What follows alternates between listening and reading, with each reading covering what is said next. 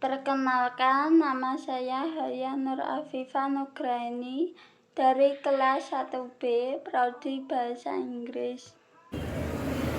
Assalamualaikum warahmatullahi wabarakatuh. Perkenalkan, nama saya Fernita Novinda dari kelas 1B.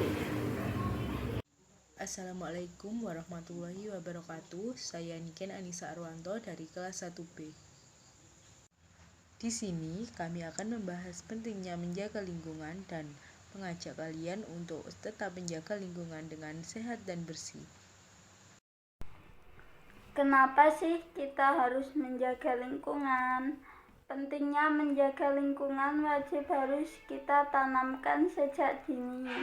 Penebangan hutan secara liar atau pembalakan hutan, polusi air dari limbah industri dan pertambangan, polusi udara di daerah perkotaan, dan masalah mengenai rusaknya lingkungan kita, khususnya di Indonesia, bukan merupakan masalah yang baru lagi yang seharusnya dibenahi sesegera mungkin.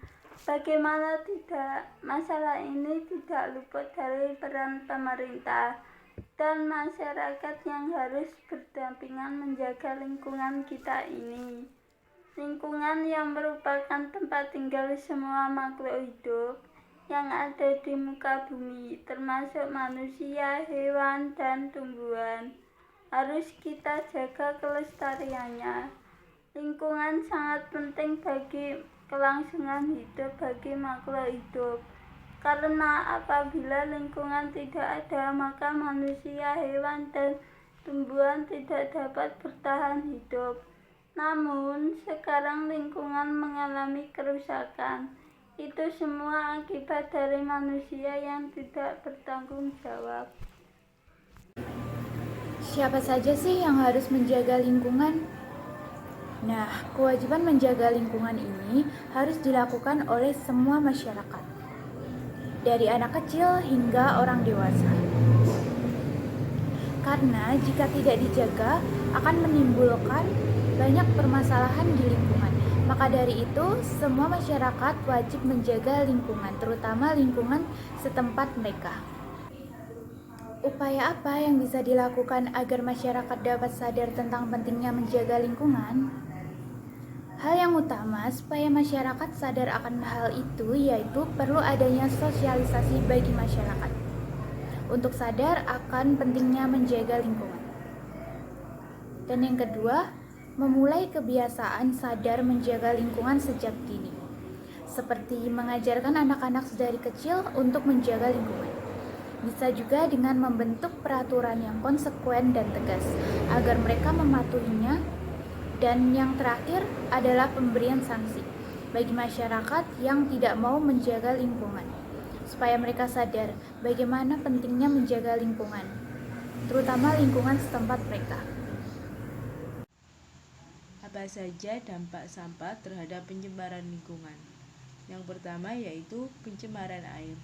Pencemaran air ini bisa disebabkan oleh limbah-limbah pabrik yang dibuang dan dialirkan ke sungai.